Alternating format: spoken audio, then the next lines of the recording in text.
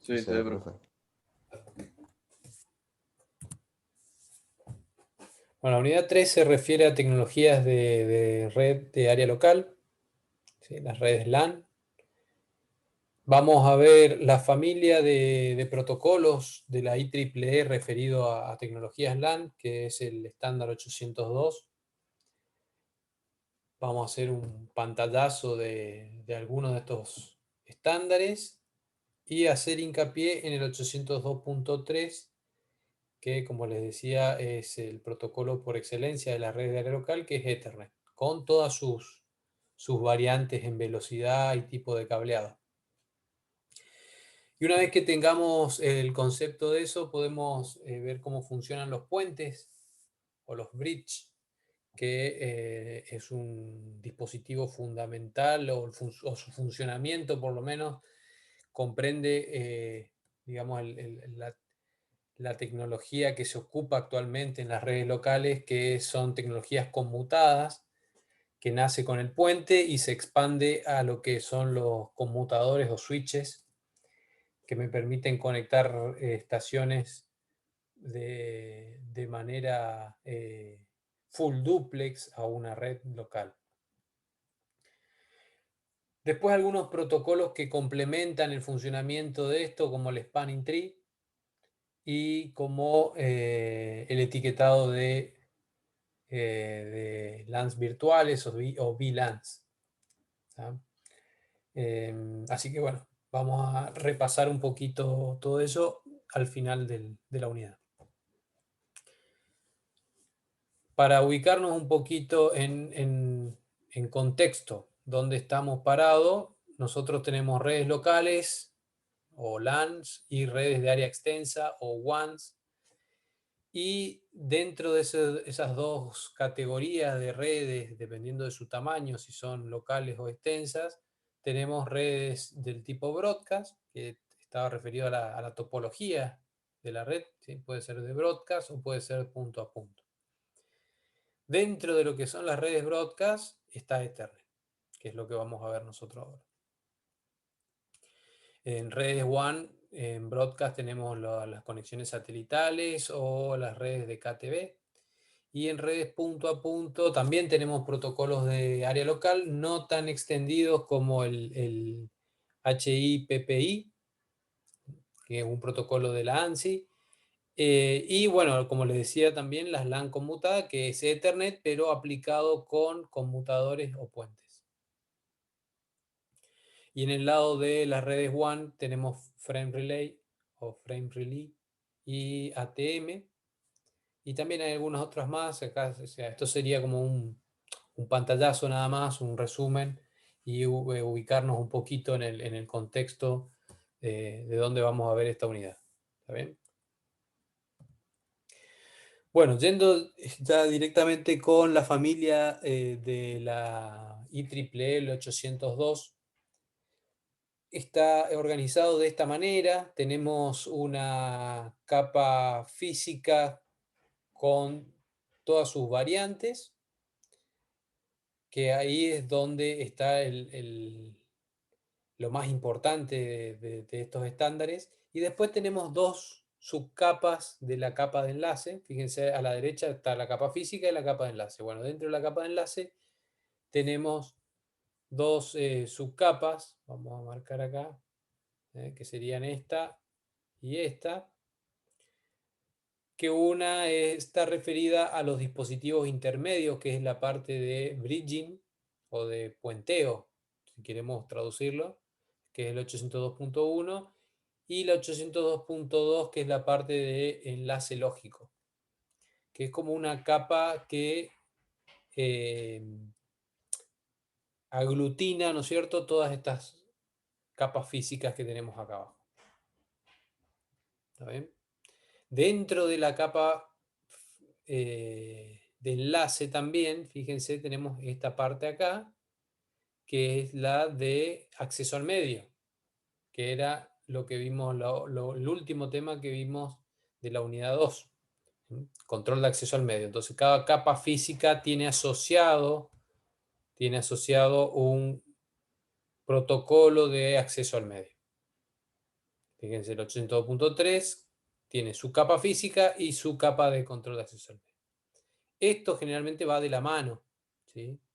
O sea, en un mismo estándar estamos definiendo, por ahí eso es lo importante de ver en esta gráfica. En un mismo estándar estamos definiendo capa física y una partecita de la capa de enlace, ¿sí? O sea, no es un estándar que sea exclusivamente de la capa física o exclusivamente de la capa de enlace, sino que toca un poquito o toca las dos capas, ¿sí? Define completamente la capa física y define una parte de la capa de enlace.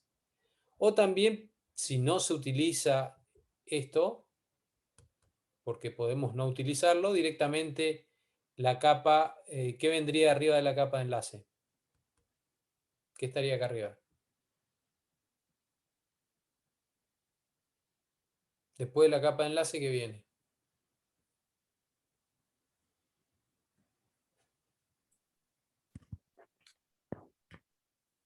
¿Alguno que se anime a decir algo? ¿Qué viene después de la capa de enlace? Capa de red. La capa de red, ¿sí? Entonces, la capa de red estaría haciendo uso de estos servicios, ¿sí? Si nosotros obviamos esto, la capa de red también puede trabajar directamente acá. Entonces, este estándar, por ejemplo, 802.3, estaría definiendo ya prácticamente todo y accederíamos con la capa de red a el 802.3, al 802.5, 11. Ahora vamos a ver qué es cada uno de estos. ¿Ven? Después tenemos protocolos que acompañan, ven que estos que están acá, referido a la seguridad. Un estándar genérico 802 que habla de la arquitectura en general, de toda esta familia de protocolos, y el 802.1 que es el management, que dentro de eso está la parte de bridging. Fíjense que comparten el mismo estándar, 802.1, 802.1. Dentro del management, por ejemplo, el 802.1, bueno, acá en realidad le está faltando una letra. El 802.1D, la letra D de dedo, acá chiquitito, es el adendum o el agregado al 802.1 que habla sobre el bridging. Y el 802.1Q es el agregado sobre VLANs o LANs virtuales, que es uno de los temas también que vamos a ver en esta unidad.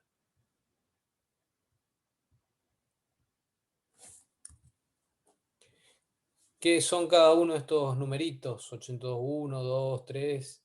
Bueno, acá tiene una tabla con los más importantes. No todos están activos, no todos son válidos actualmente. Muchos ya quedaron inactivos, sin uso. Por ejemplo, el CCMA-CD, que es Ethernet, el 802.3 está activo, obviamente, es uno de los más importantes. El 802.4 y 802.5, que son las redes con token, ¿te acuerdan? Control de acceso al medio usando tokens, que paso del testigo, puede ser en bus o puede ser en anillo, token bus o token ring. Son protocolos, por ejemplo el token bus que está inactivo y el token ring está activo, pero con muy baja demanda, o sea, hay muy pocas redes, diría yo casi nulas, que usen esta tecnología. Lo mismo el 82.16, que es una red distribuida en bus, doble red distribuida en bus, también está inactiva. Yendo a la parte inalámbrica, tenemos el 82.11, que es Wi-Fi o Wireless WLAN, Wireless LANs. Y tenemos, por ejemplo, acá el 802.15, que son redes de área personal. Ahí entraría tecnologías Bluetooth, por ejemplo. Bluetooth encaja dentro de lo que es 802.15.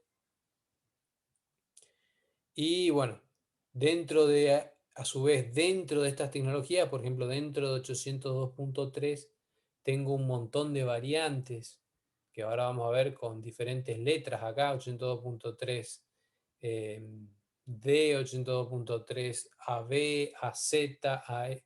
Todas esas variantes son agregados al estándar principal que van incorporando nuevas características, ¿sí? Nuevos features, nuevas mejoras al estándar original. Por ejemplo, el aumento de ancho de banda, de velocidad. Ethernet arranca con 10 megabits y en la actualidad, por ejemplo, podemos encontrar redes Ethernet de 40 gigabits. O sea, imagínense el salto en velocidad que fue sufriendo a través del tiempo, ¿sí? De pasar de 10 megabits, 100 megabits, 1 gigabit, 10 gigabits, 40 gigabits, ¿sí? Obviamente con un montón de cambios en el camino con respecto al hardware y al medio de transmisión. Vamos a hacer un repaso de todo eso. Bueno, y después tenemos las normas de control 802.2, que es un protocolo del enlace lógico, que también está inactivo, o sea, esto quedó prácticamente en desuso, salvo algunos protocolos que lo usan como capa de aglutinamiento, les decía yo, digamos, que sirve para que la capa de red no se tenga que entender con diferentes capas o subcapas MAC, directamente dialoga con la capa de enlace lógico. Bueno, esto quedó un poco en desuso igualmente, pero esa era la idea. Y 802.1, que es toda la parte de arquitectura y de manejo de VLANs y el funcionamiento de los puentes que les decía hace un ratito.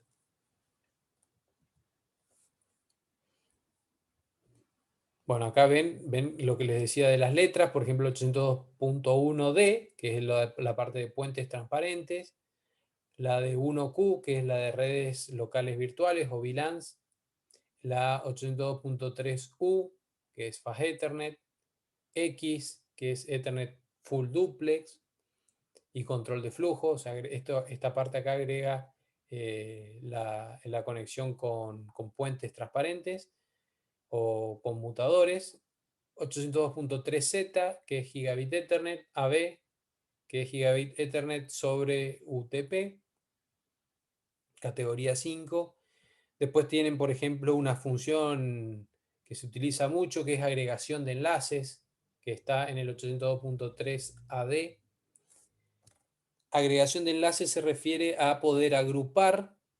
Supónganse que ustedes tienen un servidor al cual se conectan muchos clientes, muchos usuarios.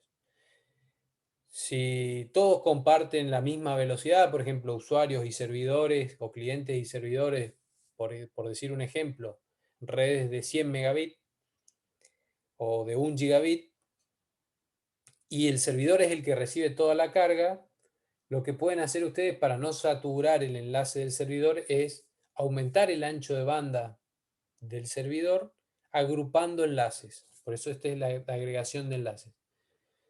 Entonces esto me permite a mí un servidor, por ejemplo, con múltiples interfaces de red, ¿sí? Con varias NIC, o sea, tarjetas de red, conectar y agruparlas como si fuera una sola.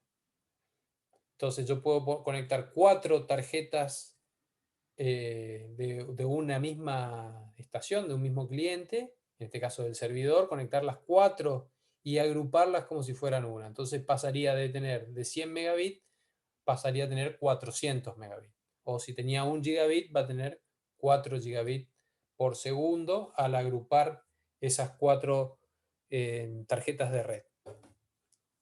Eso lo puedo hacer con cualquier tipo de enlace Ethernet. Bueno, y después tenemos las tecnologías de 10 gigabit que está en el estándar 802.3 AE. Y estaría faltando también acá las más una de las más nuevas, que es 802.3 BZ, que es multigigabit, que es un intermedio entre las redes de 1 GB y las de 10 GB.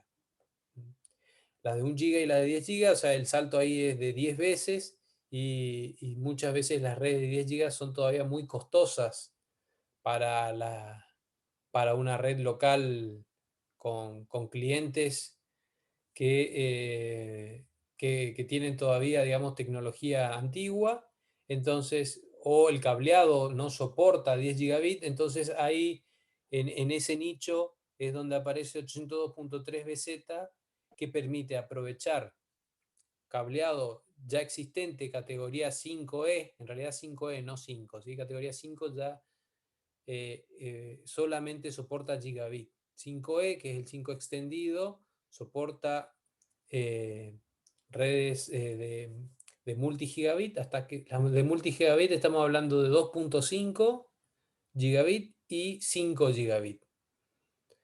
Bueno, esas redes multigigabit también aprovechan este cableado 5E o 6, categoría 6, y con mucho menos requerimiento podemos tener unas velocidades intermedias entre 1 gigabit y 10 gigabit. Principalmente nace este estándar para satisfacer las necesidades de los puntos de acceso inalámbrico, que los puntos de acceso inalámbrico con las tecnologías de Wi-Fi actuales pueden superar el gigabit. Entonces, ¿cómo hacía yo para conectar un access point que tiene más de 1 gigabit a una red cableada? Entonces necesito, para no pasarme directamente a 10 gigabit, que sería una red mucho más costosa, nacen estas redes multigigabit de 2.5 y 5 GB. Bueno, ese es un panorama entonces de la familia Ethernet y sus variantes. Vamos a hablar más en detalle de cada uno, de los tipos de cableado que usan, las velocidades y demás. No es la IEEE el único organismo que estandariza redes locales. También, por ejemplo, tenemos la ANSI, que es el estándar americano, que tiene definido, por ejemplo, las redes HIPPI, que les había dicho al comienzo, High Performance Parallel Interface, y FDDI, que es una red distribuida por fibra, y el Fiber Channel, que también es una red que tuvo mucho uso, todavía se sigue usando bastante en lo que son las redes SAN. ¿Saben lo que son las redes SAN? Así como tenemos las redes LAN, WAN, tenemos las redes SAN. ¿Alguien sabe qué es la red SAN?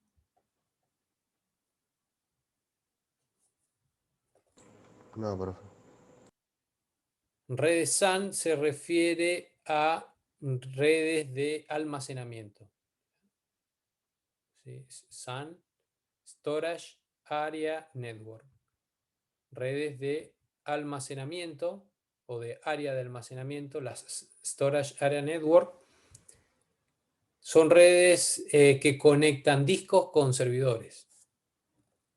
Imagínense, digamos, un data center, una sala de servidores, donde sus servidores comparten un pool, un arreglo de discos, y para compartir esos discos usan una red de almacenamiento, ¿sí? Una SAN. La tecnología que conecta esos discos con los servidores puede ser, por ejemplo, Fiber Channel, ¿sí? Que es una de las tecnologías más usadas en ese tipo de redes. Hay otras, también pueden usar Ethernet sobre SCSI, que SCSI es una interfaz de acceso a bloques de disco.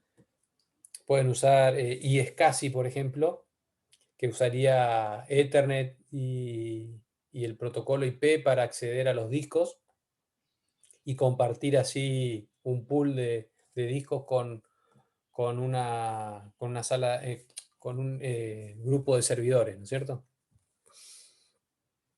Eso es lo que son las SAN. Anótense ese término porque seguramente lo van a ver en algún lado. Las SAN también compiten con algo menos pretencioso, que son los NAS. NAS es muy parecido, es SAN al revés. ¿Sí? ¿Saben lo que es un NAS?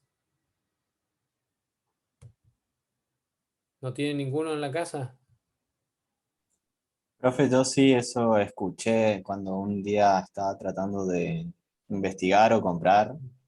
Son tipo como dispositivos que todo integrado con disco y que lo pones en una parte de tu casa y eh, un lugar para donde uno puede compartir cosas con cualquier dispositivo. Sirve Claro, como lugar sí. de almacenamiento, una nube ahí en tu casa. Algo así, sí, está bien. Bueno, eso sería el NAS, que el NAS, el término significa Network Attached Storage, ¿sí? O sea, es un almacenamiento que está en tu red, ¿sí? Es un servidor de archivos, podríamos decirlo, ¿sí? Un servidor que está disponible en tu red local para que lo uses como dispositivo de almacenamiento. Pero ya es a un nivel superior, digamos, viéndolo en la pila de protocolos, de capas, como nosotros venimos estudiando las cosas. El NAS, ya estamos hablando que al NAS accedemos a través de una capa de aplicación. ¿Qué me refiero con una capa de aplicación? Por ejemplo, abrís el navegador de archivos de Windows y tenés tu carpetita compartida ahí, digamos, donde vos agarrás y tirás los archivos, ¿sí? Y esos archivos se guardan en tu servidor NAS, ¿sí? Eso es el NAS. El SAN es mucho más a bajo nivel, o sea, el SAN es como tener discos, directamente los discos así que están metidos en tu computadora, los discos puestos en la red, a disposición de los servidores.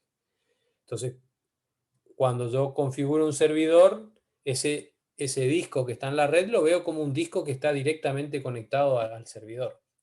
Entonces ahí se usan otro tipo de protocolos, otro tipo de tecnología. ¿Se entiende un poquito la diferencia? Bueno, eso ya están en diferentes niveles de acceso, diferentes protocolos de acceso. Esto se usa, la SAN se usa mucho para los data centers y el NAS más para las redes locales, digamos, de usuarios o de pequeñas empresas.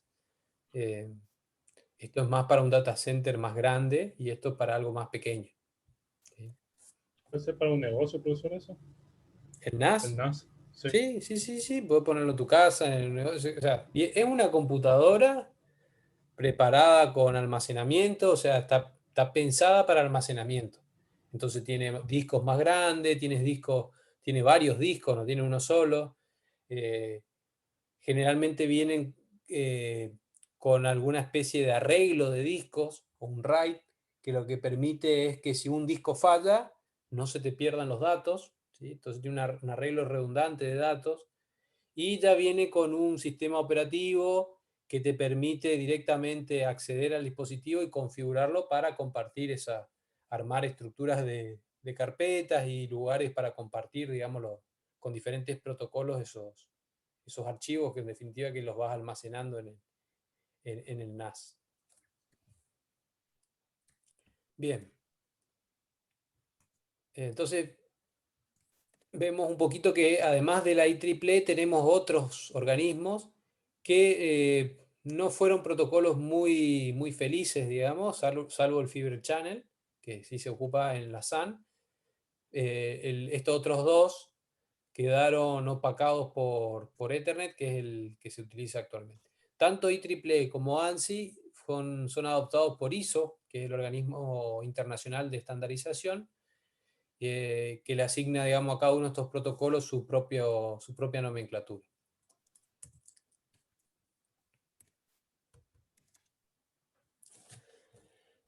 Bueno, un poquito de historia de los comienzos de Ethernet antes de comenzar con la parte técnica en sí, de cómo es la estructura de trama y demás. Ethernet surge a través de un consorcio entre las empresas Digital, Intel y Xerox, que se conoció como el consorcio DICS, ¿sí? Por las siglas, la letra inicial, digamos, del nombre de cada una de estas compañías, Digital, Intel y Xerox. Comenzaron a a través del CCMA, ¿se acuerdan de Metcalfe? Que fue, Metcalfe había mejorado el viejo protocolo Aloha, lo mejoró, lo llamó CCMA, y estas compañías, digamos, tomaron esta idea de Metcalfe para desarrollar el primer estándar Ethernet a 10 megabits, ¿sí? Ya no inalámbrico como era la red de Aloha, de ARPANET, sino ya pensando en algo para las redes locales. Y bueno, después Metcalfe termina abandonando Xerox y crea su propia compañía que se llamó Tricom. No sé si alguno llegó a escuchar este nombre. Tricom era una empresa importante de comunicaciones de redes hasta que lo compró HP, ¿sí? Hewlett Packard compra Tricom y hoy los equipos son HP Tricom, digamos, son una unión entre los dos, ¿sí? O sea, toda la tecnología de Tricom pasó a ser HP. Entonces hoy ustedes van a ver switches HP que por atrás seguramente fueron son tecnología de esta vieja empresa Tricom que fundó Metcalfe en la década del 80. Bueno, se publica el primer estándar de Ethernet 1.0 en 1980. También en 1980 la IEEE crea el proyecto 802. Fíjese que ahí se crea toda la familia esta 802 que como veíamos al principio de la unidad. Y se aprueba el primer estándar para las redes de área local. Ahí, digamos, hubo una puja, digamos, entre DICS y la IEEE para ver cuál de los dos se imponía con su Ethernet. La IEEE entonces, digamos, en el 802, que fue la primera familia de protocolos de la IEEE, recibe la propuesta del DICS, también la del Token Bus y la del Token Ring. Fíjense, todo de diferentes empresas para las redes locales. Como resultado de esto, o sea, en lugar de tener una sola como estándar de redes locales, se crean las tres. O sea, se crean las tres propuestas, cada una con su variante. Dentro del 802 queda Ethernet o el CCMA, queda con el 802.3, Token Bus con el 4 y Token Ring con el 5. Que era esa clasificación de protocolos que vimos al principio. Entonces ahí queda establecida la primera familia de protocolos 802, que son el 802.1, que es la definición, digamos, de la arquitectura en sí, la parte de seguridad, el 802.2, que es todo lo que es el LC, el manejo de esta subcapa de enlace lógico, y los protocolos en sí de la capa MAC y la capa física, que son el 3, el 4 y el 5. Y después de ahí se fueron agregando otros estándares, otras tecnologías LAN. Pero esto, digamos, es como son las tecnologías fundacionales de la familia 802.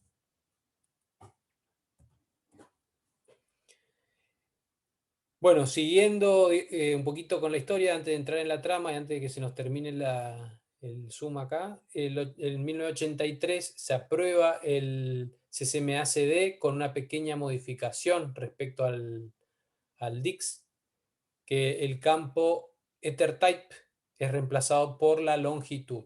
Ahora vamos a ver qué es ese cambio. Y en Xerox se desplaza el campo EtherType para que los valores mayores a 1536 puedan coexistir con las tramas antiguas de DICS. Ahora vamos a explicar qué significa eso. El 800.3 especifica la cabecera LLC y en 1997 aprueba el doble significado para que coexistan los dos tipos de tramas. Ahora vamos a ver cuáles son esos dos. Aprueba el significado tipo longitud, ¿sí? Y estandariza el control de flujo en el 802.3X. Bueno, los Ether types, después ustedes lo pueden consultar si quieren en la página de IANA para ver el significado de cada uno de los valores que tiene este campo. ¿Sí? Pero en principio son dos. ¿Sí? Menor a 1536 es el campo longitud y mayor a 1536 es el campo tipo. ¿Sí? O sea, y los tipos pueden referirse a diferentes cosas que van dentro de la trama. Bueno, cortamos acá, hacemos un break de 10 minutitos y después seguimos entrando con la tecnología Ethernet, con las características técnicas de Ethernet. ¿Sí? Bueno, profe.